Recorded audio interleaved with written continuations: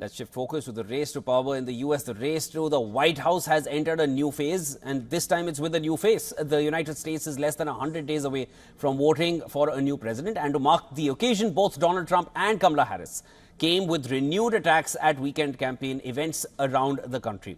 The dueling appearances capped what was a whirlwind week in US politics as the rivals exchanged barbs.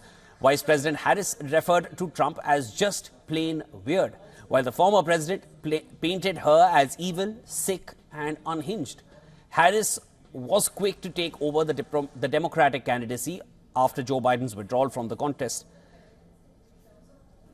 But she has now cast herself as an underdog in the presidential race against Trump. We have a fight ahead of us. We've got a fight ahead of us. And we are the underdogs in this race.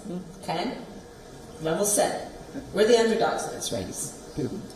But this is a people power campaign. And we have momentum.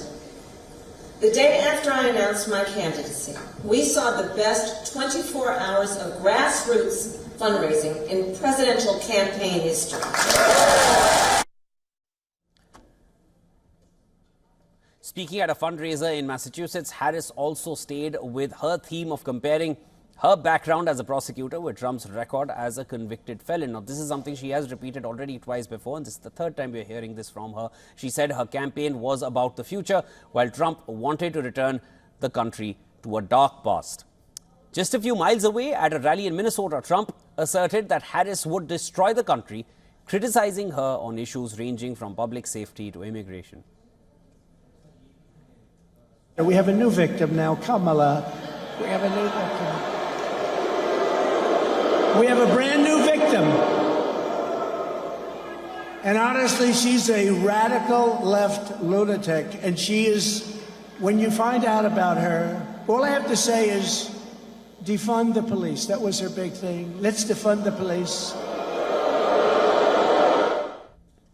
With the onset of the 100-day countdown, polls indicate that Harris' entry has erased the lead that Trump enjoyed over Biden for months. After Biden's withdrawal, Trump's lead has shrunk significantly. According to a Wall Street Journal poll, the former president has a 2 percentage point lead over Harris, standing at 49% to 47%. The 2-point advantage is minimal when viewed against the 6-point lead over Biden in a survey earlier this month. In fact, a Reuters Ipsos opinion poll even showed Harris taking a marginal lead over Trump. As per the poll, after taking over the nomination, Harris leads Trump 44% to 42% among registered voters. Now, in the same poll taken before Biden's exit, Harris and Trump tied at 44% in comparison. Biden faced a 2-point deficit against Trump in that poll.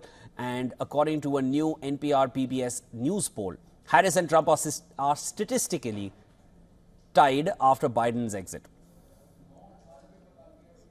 The results signal slight movement in the Democrats' direction. They will now look to capitalize on the gains in the next 100 days and curb the momentum that Trump's campaign gained after the first debate.